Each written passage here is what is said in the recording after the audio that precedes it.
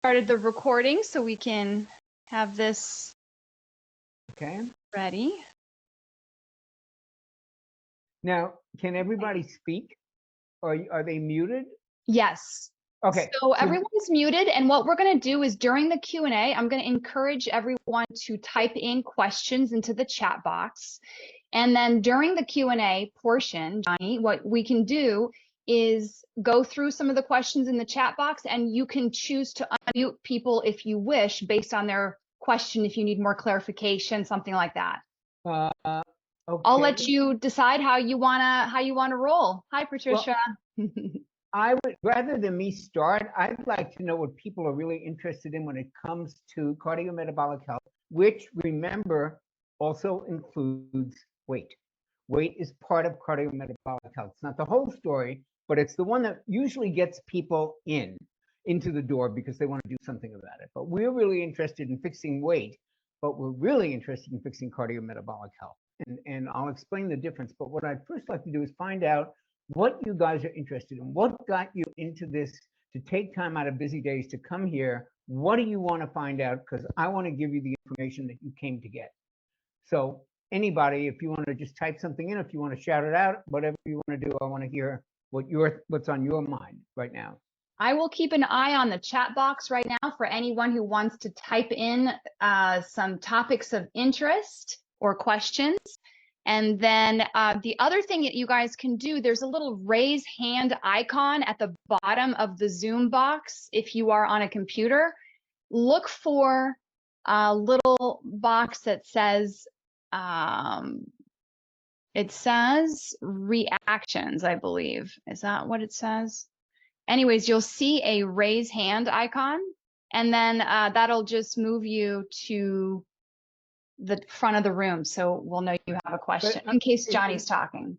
In case anybody is shy and doesn't want to be the first one to jump in and ask a question, I'm going to kind of lay the groundwork so you know why we're here and what we're doing.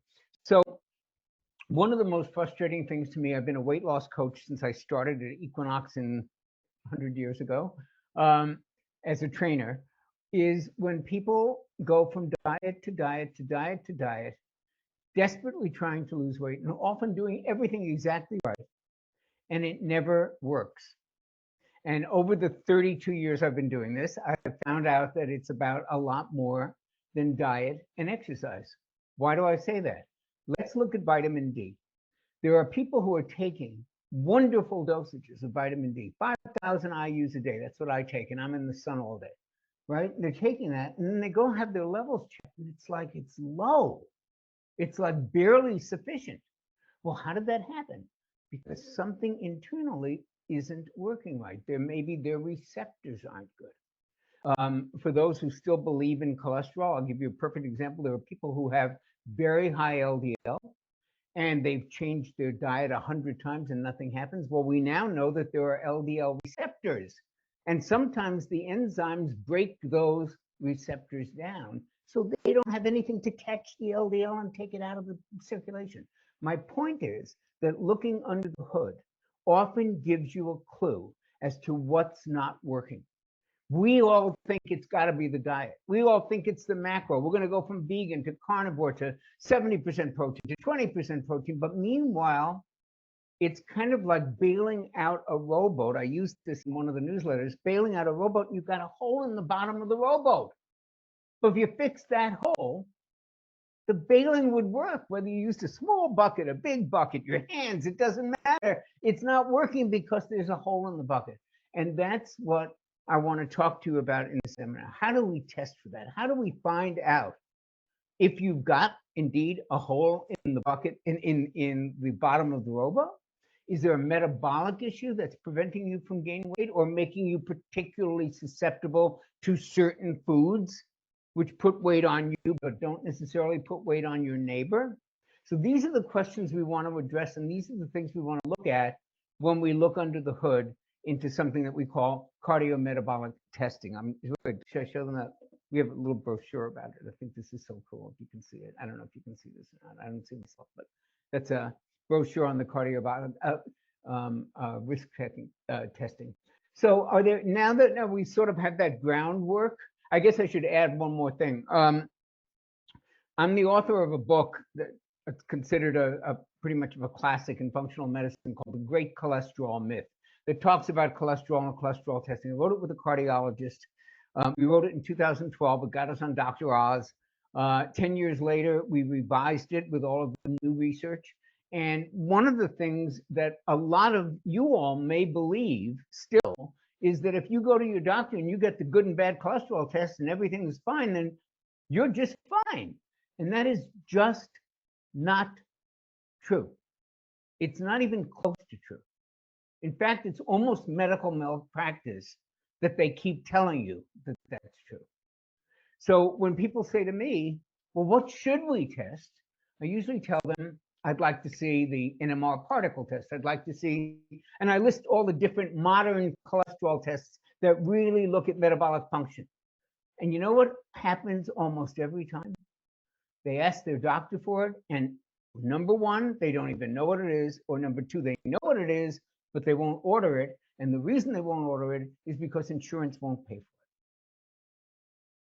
So we wind up treating our clients and working with our clients blind. They're bailing out rowboats, and we can't see the bottom of the rowboat to see whether or not something's broken. So what we want to talk about today is our new program, which I am so excited about, in which you actually get an at-home, prescription-free, and very accurate blood test. It's from this great lab, CRT. In fact, Annika, I told Jay Tito about this the other day, and he said, that's one of the best labs in the country. He loves this. So this is a very reliable lab, and this program is unique because you get the blood test.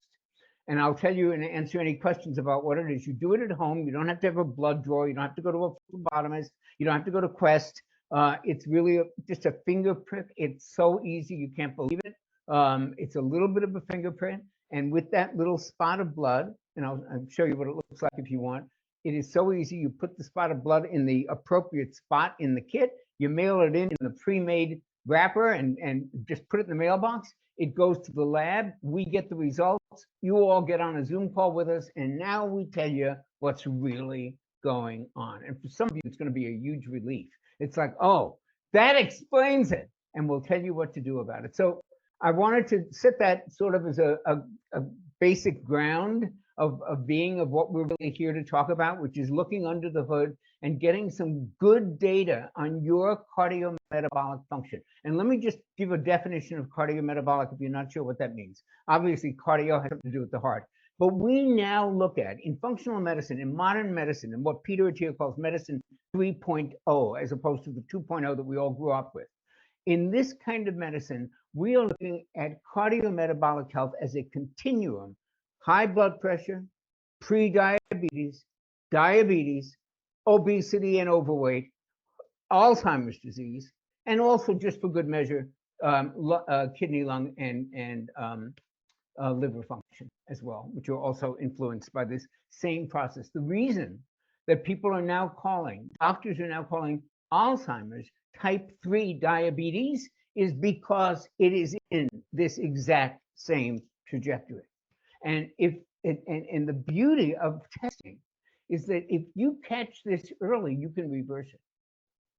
By the time you get to your doctor and you're 30 pounds overweight or more even, and you're complaining of low energy, and your doctor says, yeah, you know, Mrs. Jones, your blood sugar is a little high, let's put you on metformin. By the time that happens, 10 years earlier, you could have predicted that by doing the right tests, and you could have turned it around. So all of what your doctor says, cholesterol is high, blood sugar is high, we got to put you on this, that's late stage the metabolic problem has already been increasing for maybe 5 or 10 years before it gets to the point where it shows up as an abnormality on the standard tests. So that's what we're dealing with here. We're really talking about life-changing information. And most people don't have access to that information unless they are really independent of the insurance company and they can get any blood test they want and they know which ones to order and their doctor knows how to interpret it. That's a lot of ifs. So let me stop talking, and now maybe there's some questions. Good. That's what I was hoping. Okay, that's how it always works. Right. All right. So Please do you want to open the chat box or should I read the first one? read the questions. Just tell me. Okay. The first question, I mean, some of these we can't answer because it would take, 2 hours. I'll tell. And then some of them, I think we have a good direction of what to say. So here's the first one. Now that I lost 150 pounds, bravo, which is half of my body weight. Oh my goodness. Congratulations. Yes, unbelievable. Hewitt West. Okay. What should I do next is the question. What you should do next, oh my God, is that would you put that question on any question for me? It's a great app that we'll tell you about. It's on my website. It's called Any Question, and you can ask any expert any question and you get a video reply. I want you to ask me that question because I want to answer it on any question, but I only get about a minute or two to answer it on any question. So I'll give you the longer answer. You have to now eat. You were 300 and now you're 150. The answer to your question is you now have to live and eat like a 150-pound person. And that's something that you probably haven't done before or haven't done in a very long time. I always remember I went to this motivational seminar once with T. Harv Eker called The Secrets of the Millionaire Mind. And it was everybody in there wanted to be millionaires. And he said, let me tell you something. He said, I'm a multi-millionaire. I have a gorgeous house. If I gave it to you, would you like that? And everybody says, yeah, we'd love that house. He said, do you know what it would take to run that house? And then he lists the staff and the salaries and the gardener and the 2 housekeepers and the groundskeeper. It's a lot of money. The maintenance of that house, you could hand that person the house, but you know what? They'll lose it in a week if they don't know how to maintain it. The same thing is true with diet. I live in LA, people have lipo every day. I have seen it time and time again. If they don't change the maintenance program, if they don't know how to maintain that new body, guess what happens? I don't care if they have gastric bypass, I don't care if they have lipo, it doesn't matter. It all comes back. So what you really have to do is figure out what does it take to maintain 150 pounds? And you'll find that it's quite a lot less than I'm sure you've already found that. And the secret now to doing that, and because you're going to have to eat considerably less, is to make every calorie count, to really eat like a lean person who is really nutritionally aware, a lot of protein, lots of good fats, probably light on the carbohydrates. That tends to be the group of foods that puts weight on and has the most amount of difficulty and challenge for most people. So it's going to be some form of a lower or controlled carbohydrate diet with a lot of protein, probably more than you think you need. And we discuss this endlessly in all of our courses because let me just say outright, the RDAs for protein are wrong. They're not a little wrong. They're totally and completely wrong. They're like wrong by 50%. So if you're following and you're going, I'm getting everything they tell me to get, they're wrong. And that new information is turning out to be some of the most valuable research that we have for living longer, because this is especially important when you're older. I'm going to be 77 on my next birthday. I intend to be here for quite a while, and I want to be here doing exactly what I'm doing right now. And I know that's not going to happen if I don't eat the proper amount of protein. And I don't want to get too far afield with what we're talking about.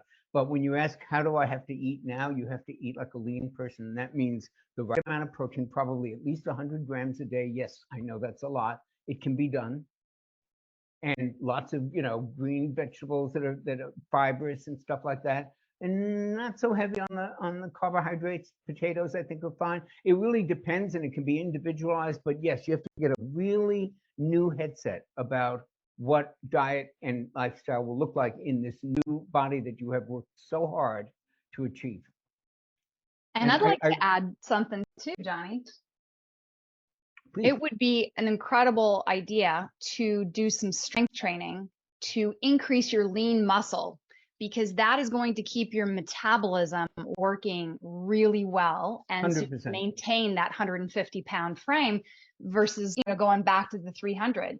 And strength training is absolutely the big missing piece for most of us over 50, because we keep losing muscle every year. And Johnny talks about this all the time. We just talk about it all the time.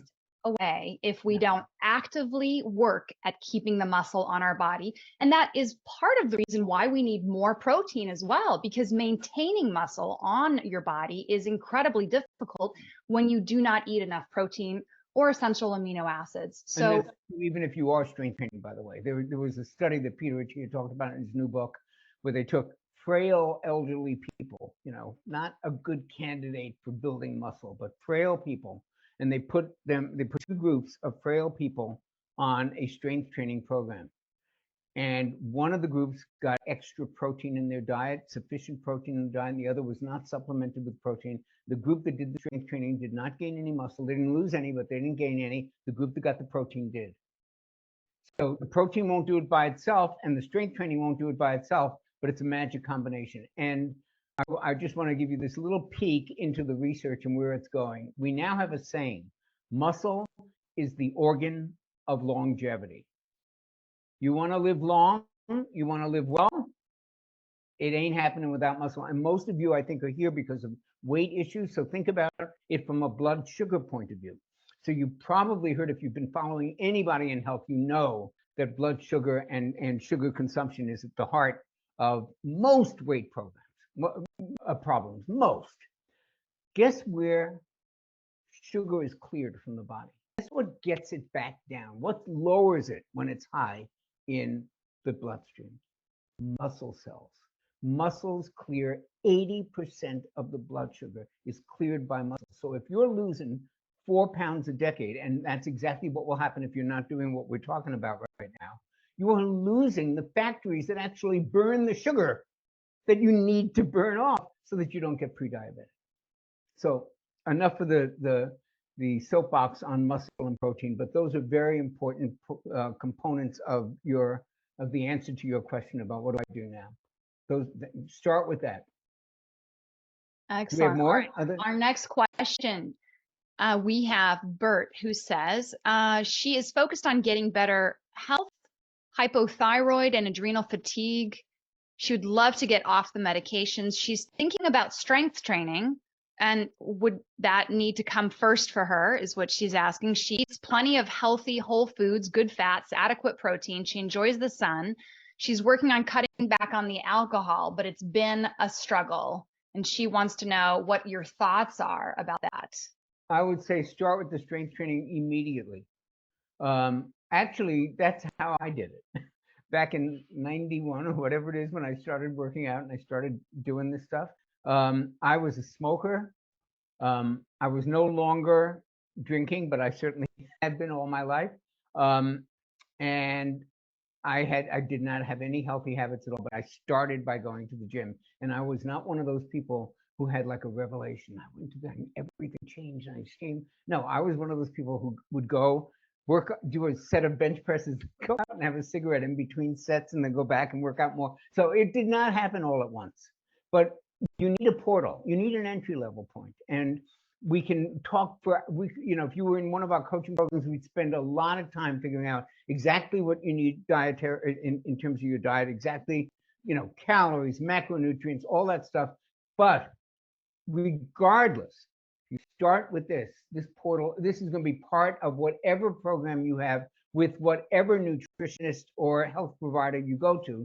They're going to tell you to do this. So why not start with that right now? You don't have to wait for everything else to fall. And sometimes starting with one thing kind of starts the ball rolling and it gets you in the process of doing good habits. That's why in our coaching programs, we talk about things that seem insignificant, like drinking water every morning when you wake up. Doesn't seem like much, does it? But it is. Only 2% dehydration can make you feel no energy. It can do just 100 bad things that you don't want it to do. So we get people in those small little habits, and people say it can't matter. It does matter. Every little bit that you do digitally, subconsciously, it tells your brain, oh, that's a yes. Oh, that's a yes. It doesn't know shadings. It doesn't know you only exercise 2 minutes instead of 2 hours. It doesn't care. It just knows he said he was going to exercise. He did exercise. He's telling the truth. He does what he says he's going to do. That's the conditioning that takes place. So if you start this right now, you are actually making much more progress than you realize. It's not going to be all in terms of how much muscle you gain. It's going to be also what your brain is gaining in terms of belief in yourself and belief that you can do something and that you can follow through with something. Those are the obstacles very often that stop us. So I would urge you to start this right now.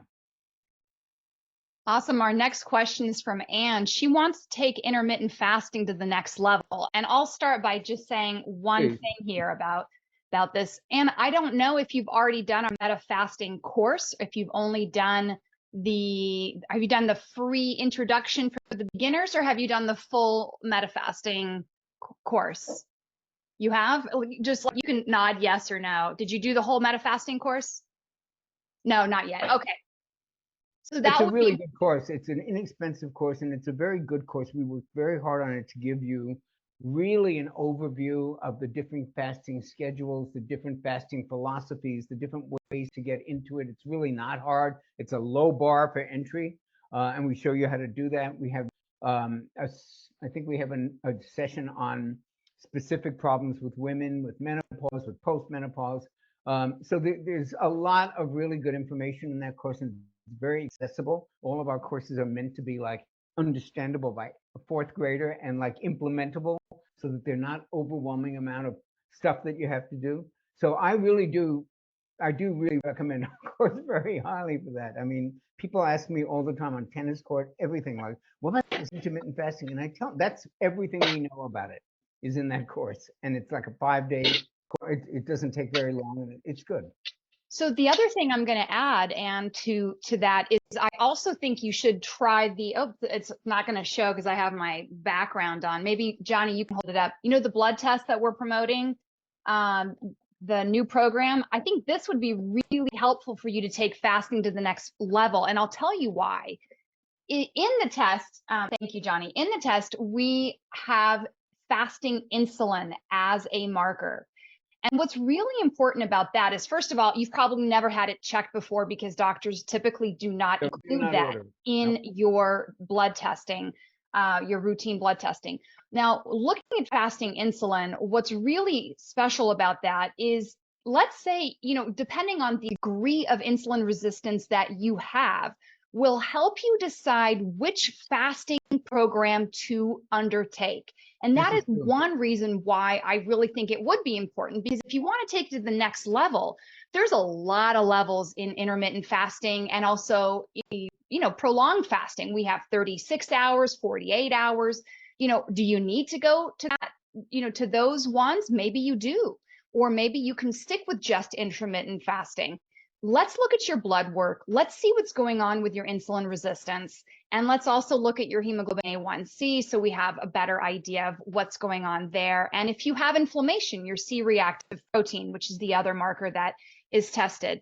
When we look at those, we're going to have a really solid idea about which fasting schedule you should be on and what's going to really take you to the next level, rather than just guessing. Because you could just do the meta fasting course, and then you could do level 1, and then you could do level 1.5, and then you could do level 2, and then move on to level 2, etc. But maybe skip that and just get the results of the test. So that would be my recommendation. I wanted to say something about what Annika said about insulin. So I don't know. Hello? What just happened? I'm in the middle of a lecture, Chris. I know. I just don't want to go. Could you mute yourself? Okay. Are we good? Can you hear me? Annika? I can't hear. Okay. Can you hear me now? Yes, I can hear you, and I have, sorry about that, I just muted. So back to, why is insulin so important for this? So you may have heard something, you probably are different levels of knowledge about insulin and a condition called insulin resistance, which you might as well think of as pre-diabetes. They're identical, just about identical. The reason that's so important in terms of fasting, I don't know how many times you've heard people say this, but I hear it frequently. Oh, I tried fasting. I got so hungry by 10 o'clock I couldn't go on. I mean, it's just impossible. I can't do that. I mean, you play tennis on an empty stomach? Are you crazy? I would fall apart. I'd faint. Those people are insulin resistant. What that means is that their bodies have not adapted to a fat burning metabolism. They're burning sugar because that's what we taught it to do. Because idiots like me back in the 90s taught you guys to eat every 2 hours. So your body's sitting there going, where's the next sugar hit? Where's the next sugar hit? And it doesn't realize that you got 7,000 billion calories of fat right there on your body, but it's like having money in the bank and no ATM code. You can't access it. So of course you're going to be starving in the morning. So we never start people with that kind of condition. We wouldn't start them with a extreme fast. We'd start them with a 12 and 12, which is just the way everybody ate in the 1950s. You stop eating after dinner, you don't eat again until breakfast. It's not that hard to do. And that's the entry level, and that's where we start people, because so many of us are, in fact, insulin resistant. I couldn't have imagined back in the 90s when I was eating high carb and eating every 2 hours and all that. I couldn't have imagined going and working out in the hot summer sun and playing tennis for 2 hours on an empty stomach. I do it every day. No big deal. I eat at 1 o'clock when I get home. Not even hungry. Sometimes I have to make myself. Because my body goes, oh, no sugar coming in, no problem, he's got fat. So that's why we test for insulin. That's why it's so important. And not only is it a key to just metabolic disease in general, so many different issues, but it also tells you something about whether you have a sugar burning metabolism or a fat burning metabolism. All of this is very valuable information. Okay, I'm sorry. Next, we want to move on. Okay, so next question we have, well, Noreen actually, she has a question, but she also has a comment, and I want to mention. So her comment is that she has a tendency to fall off the wagon, but she's had results with our free mini course. So I am curious which free mini course she did, because we have 2 of them. So that's really cool, Noreen. And I know you and I, Noreen, we've gone back and forth on email quite a bit, haven't we? Okay, so Noreen, she asks, why is it when I fast, I've lost 20 pounds, but then I hit a plateau? Weight loss for me does not seem to be 2 steps forward. Weight loss for me seems to be 2 steps forward, 1 step back. Why do I plateau? That's a great question. And let me just tell you, that's true for just about everyone who ever walked planet Earth. You have to think of weight the way we think of the stock market. Now, I don't know how many of you follow the stock market, but it looks like this. I get it on my phone every day. But if you step back from it, it looks like that. In other words, looked at microscopically, it's 1 step up, 2 steps back, 2 steps up, 1 step back. And sometimes it just sits there, sometimes it drops. But over decades, if you look at it like since the 1920s, it has made consistent progress. And that's kind of how weight loss, if you stick with it long enough, you will have plateaus. I had one client when I was still doing one-on-one who pretty much didn't budge for 13 months. And then all of a sudden it started coming in. Now, look, the thing is, there's a lot of reasons for that. And we could spend a week, not even a day or a seminar, on all the factors that are involved, genetics and hormones and neurotransmitters and just various different areas of metabolism that are incredibly interesting and yet very, very complicated. And they're all different for different people.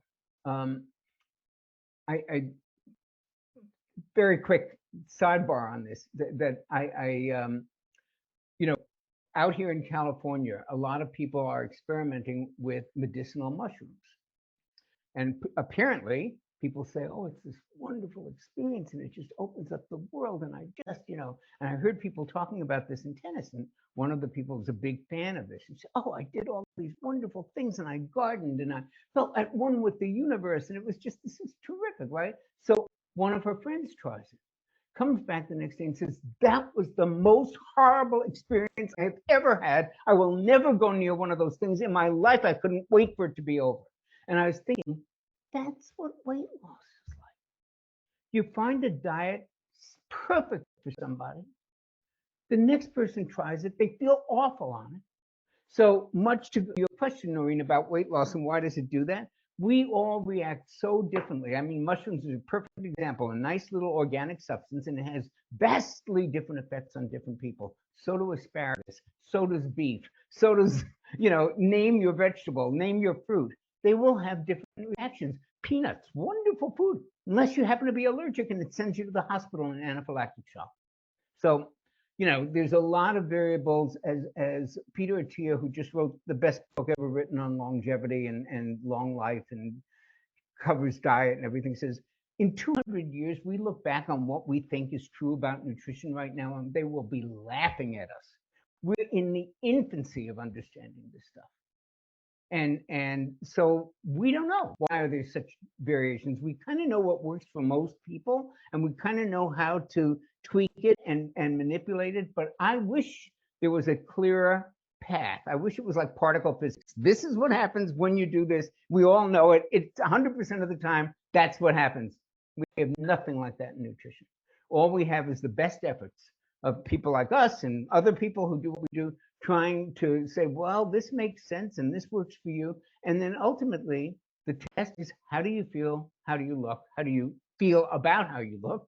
All of those things go together. And there are people like, Lizzo and people like that who, by conventional standards, are very heavy and yet feel friggin' fantastic and wonderful. And that's a big part of it as well. So big range of things, and I wish it was more predictable. And I wish I could say, if you do step one, this happens. I study tennis. I play every day. It's endlessly frustrating. I go, how come I'm doing everything right and I'm still missing the ball and there's still big. Freud said you have to have one thing you keep trying to get better at to have a rich life. So maybe this is one of the things we're trying to get better at every day.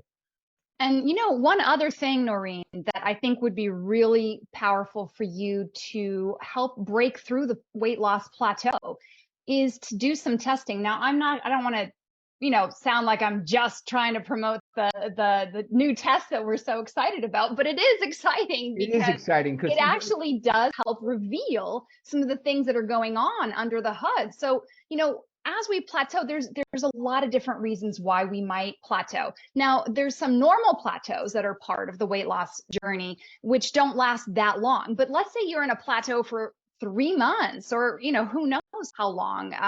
If it's something like that, where it really doesn't make sense because you're really doing everything right, but you're not budging, well, then there is something going on if it's an extended amount of time. And you do want to do some testing to find out what it could be. So an example, you may not be clearing toxins from your liver. You might have like a high estrogen load and it's just not getting cleared out. And when you hold on to a lot of toxins and your fat cells are full of toxins, it does cause insulin resistance. It causes all kinds of other things to happen. And there are protocols that we have in order to help the liver flush out toxins for you to break down a lot of the compounds that are slowing things down inside your body, inside your blood. So we want to look for that kind of opportunity to maybe detox. We want to look at insulin resistance to see if there's a way to bring it down, because if you are still insulin resistant and your plateau, we know exactly what to do. We'll tell you exactly what to do in order to break that plateau using specific strategies in order to bring your insulin down. So there's a lot of different ways of breaking plateaus, but you've got to kind of know where you stand and know what's going on. Another one that can help you get to the next level and break through plateau is, once again, strength training. So if you increase muscle, you are increasing your metabolism, which is so incredible if you think about it. Like, your metabolism is so wrapped up around your muscle tissue and how much muscle tissue you have on your body, in addition to all of these other things that we're talking about here. But maybe look into a strength training program, perhaps hire a personal trainer, or go to one of the classes that help, teach you. You need to have somebody who helps you proper form when you're first getting started with strength, so that you don't injure yourself. And then as you get better over time, you might be able to do like a group class or do things on your own at home following a video. But the point is, that is such an incredible strategy right there to bust through the plateaus, because it changes everything. Your muscles just have all of these enzymes and all of these aspects that are going to just turbocharge your metabolism. So keep that in mind for plateau busting. Indeed. So just to sum up, insulin has two nicknames in biochemistry. One is the fat storage hormone, and the other is the hunger hormone. So if nothing else, that should make you interested in knowing what yours is doing. Because those things are incredibly impacted by insulin. And the other thing that's very impactful on your metabolism is inflammation. You've probably heard a lot of health gurus talk about inflammation. We have anti-inflammation diets. We have, I mean, inflammation is just a huge factor in heart disease. It's a factor in everything, and everybody has it. And the question is, how do you manage it? But the more that you have it, those inflammatory cytokines make it very difficult to burn fat. So there are all these things operating under the hood that, you know, many of us don't know about or aren't aware of, and we are blaming it all on the things that we are aware of, like what we're eating. And very often what we're eating is a huge factor. It's not the only factor. And if you kind of have your metabolism working with you, it makes the whole notion of controlled eating or dieting a lot different, because you can be much more flexible. You can do a lot when you know what you're working with, when you know what's under the hood like that. It really gives you very valuable information. I'll give you another example, and this is not necessarily relevant to this, but it's the idea of knowing what something's doing to your body. So Annika and I both, from time to time, I try to do it once a month, once every 6 weeks, we wear a continuous glucose monitor. That's a little device that you slap onto your arm, and then you take your iPhone or your smartphone and you use this app called Free Libra, and you stick it next to the thing, and it tells you what your blood sugar is any minute of the day, at any time. So how do we use that? Well, we talk a lot about the blood sugar impact of meals, and we're guessing, well, these foods in studies, these have a high glycemic index, they probably raise your blood sugar. I don't know, we think it does in most people. Then you put one of these babies on and you eat a meal and you go, oh, that's what it does to me. And it's very different than when it does to my neighbor. But I'll tell you a quick story. My soon-to-be wife has twin daughters, and we were over there for Christmas one day, and she had one of those gingerbread cakes that you buy at, like, anywhere, Costco, and they're ready-made gingerbread cakes. They're made with the crappiest ingredients, but they look good and they taste good. So I go over, and I'm wearing my CGM, and I was on an empty stomach, so I had no other food. My blood sugar was nice and low, and I have a square of it, like the door, at the door, right? It's a little square. And I go, let me see what this does. Slap it on. 176. My upper limit's 130. I'm going 170. Do you think I ever ate gingerbread cake again from this? That never. Like it has more impact seeing the numbers and seeing what a meal does to your blood sugar, because I'll never forget when I first learned about blood sugar, like 20 years ago. It was from a doctor that I was working with, and he said, you know, I take the blood thing home, and my wife and I do some tests, and we eat the same food, and then I'll test my blood sugar and I'll test hers, and like I can eat broccoli and my blood sugar goes. She can eat ice cream and it doesn't budge. Well, that's some really valuable information, isn't it? For one thing, she can eat ice cream all she wants because there's no impact. But the point is, you'd be surprised at I have been surprised by what some meals, how they affect me, that I would have predicted affected me very differently. So again, we're not selling or promoting continuous glucose monitors. I am a huge believer. If you can find a doctor who will prescribe one, grab it, because they used to be expensive. Now they're $30 or so for a 2-week sensor that you can use, and 2 weeks will give you a lot of information. Unfortunately, because we're all captive to Big Pharma, they're only available by prescription, but hopefully that will change. But if you can get one, it will give you great information, just the way this blood test does. It doesn't take the place of the continuous glucose monitor, but boy, telling you what your fasting insulin is, that's an amazing piece of important metabolic data, and so is inflammation. The other thing that's in this test is that there are two tests that every doctor every blood test you've ever had, they do these two tests, and they're on this one as well. So you might say, well, what do we need them for? One of them is triglycerides, one of them is HDL. So I don't care if it's the cheapest Kaiser, blood test with no bells and whistles. They all have triglycerides, fasting glucose, HDL, and LDL. Every blood test in the world has those four. The problem is doctors don't really know how to interpret them. I'll bet you if we asked, I'm not going to take time to do it now, but if I asked you how many times your private doctor or whoever does your blood test, or if you do it once a year or once a month, how many times they've sat down and talked to you about your triglyceride number, it's going to be zero. It's going to be zero. And I know exactly why that is, because up until last year, they had no medication to bring triglycerides down. However, we have medication to bring triglycerides down. It's called a low-carb diet. They drop like a rock like that, but doctors don't talk about that because there's no now they have fibrates. They can bring down triglycerides. You can do it with diet. Anyway, they don't talk about it, but those two numbers, when looked at with the proper lens and looked at in terms of their relationship, give you incredible amount of metabolic data about cholesterol, about insulin resistance, about your risk for a heart attack. Those two numbers, if you know how to interpret them, are incredibly valuable, and there is published research on it, and I can show it to you. So that's the 5 things that you get in the test. Inflammation, A1C, which tells you where you are on the pre-diabetes scale, insulin, which will allow you to figure out insulin resistance, triglycerides, and HDL. It's very, very useful as a starting point to really get you on track. So that's why we're so excited about it. So you want to tell them about the actual program? Yeah, well, first let me just answer another question. Anne asked what kind of information I can expect from the test results. And even though we just, Jonny, you just covered a ton of good information there.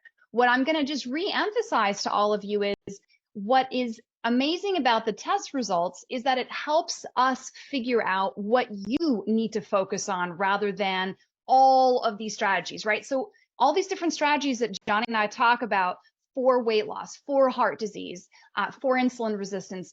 Now, you can't do them all. I mean, I guess theoretically you could do them all, but it's so good to have an idea of where you need to focus your energy. What is your weak point, and what do you need to focus your energy on first? And that is what testing really allows us to do, is to allow you to really focus your energy in the right place. And that is the answer to the question. You'll get a lot more clarity about what it is that you're needing to focus on first and then next. So that is super important stuff. Then there was one other question as well before okay, actually this is a perfect one. Susan asks, what does the test look like? She says, you mentioned finger prick. Is it only one box that needs a spot, or several boxes with several spots? So the answer to that is it's just one box. And I don't know if this is going to work or not because I have a background on, but I don't know if you can see this little card. Okay. So this little card has a bunch of circles on it, and you're going to put a drop of blood on each circle. So after you prick your finger using the lancet, you just prick it one time on the side of the finger, not on the center, because that's where there's the most pain receptors, on the center. But when you do the side, you don't even feel it. And then you just drop. It's so easy. Drop. And then you fill the card. And even if you don't fill all the circles, they told me it's okay. Just try to do all the circles, which I thought it was going to be hard, but it was super easy to fill the circles. And that's it. That's literally it. And then you just let it dry for a little bit, and then you close it up, after it's dry, maybe a few hours later, and then you mail it in. So if you're international, if you're in another country, you just put it in an envelope, because it's this small. It's just like a piece of paper here. So you just put it in an envelope and send it back. And that way you don't have to pay international shipping if you're in Canada or Mexico or something. And if you're in the United States, they give you a free shipping return label. So all you have to do is, stick it in the prepaid envelope that they give you and put it in your mailbox, and you're good to go. Well, actually, you don't put it in your mailbox. Let's see. This is UPS. Sorry, you just put it in a UPS box, or you drop it off wherever they have UPS. And that's as easy as it gets, and you'll get your results very quickly. And then I also have I don't know if you guys, do we want to show them? I think it'd be boring perhaps to show them the actual test result, like what it looks like. I mean, it's actually, I think it's really exciting, but I could do a screen share to show that, but let's just, Noreen said, I want to sign up for this, but we should tell them how to sign up for it. Sure. So we could do, the first thing is the report, just to finish my thought there. It's 3 pages. So it's not just like, here are your numbers and nothing else. You get a nice little description that is easy to understand, and it explains each of your lab results and if you are in range or out of range, and then a little explanation about it. But then we take it to the next level during our Zoom sessions that you're going to have. You're going to get to really hear what's going on and understand what you need to focus on. Exactly. Go ahead, Johnny. What? No, I was just saying, in those, we offer 2 Zoom sessions, and they're recorded if you can't make them. But during those, not only will we tell you what each of these tests means, but you will ask, well, my result on the A1C is this. What does it mean? And we will actually tell you, and we'll tell you how to focus on what you need to focus on to change that. Yeah, because we have specific recommendations based on your lab results. So it's a beautiful thing. And the next thing you wanted me to cover, Johnny, what was it? No, just basically what the format of the program is and how they can sign up for it. Okay. Yeah. So the format's super simple. I mean, this is what I love about it. It is so easy to sign up for and get it shipped to your house. Mm-hmm. So you basically order it on the website, and we'll give you that website address. You guys have it, right? It's in the email. You just scroll to the very bottom of the email. You'll see the PS, like click here for the coupon. Use the coupon. If you have it here on let's see, it's on this side. You see the coupon here, CMT623. You can save an additional $100 on that test. So you're going to go to the website, Rockwell-Health.com, click on CardioMetabolic Lab Test Program, and then fill in the information that it asks, type in the coupon code to save your $100. Then you're going to get a kit in the mail, and you've seen what this looks like. You're going to read the instructions, and then you're going to mail it back in. And within a week, we're going to have your results. And we're going to send those to you. So you're going to have a copy of your results before we even talk about them. And then finally, we will schedule you into the next Zoom session that is happening. So just like what we're doing here today, we're all on Zoom. You're going to be able to join a Zoom session with us to go over what the test means, what the results mean, and what you should do about it. And then we're going to have an additional Zoom session with a Q&A. So you can ask any additional questions that we may not have covered.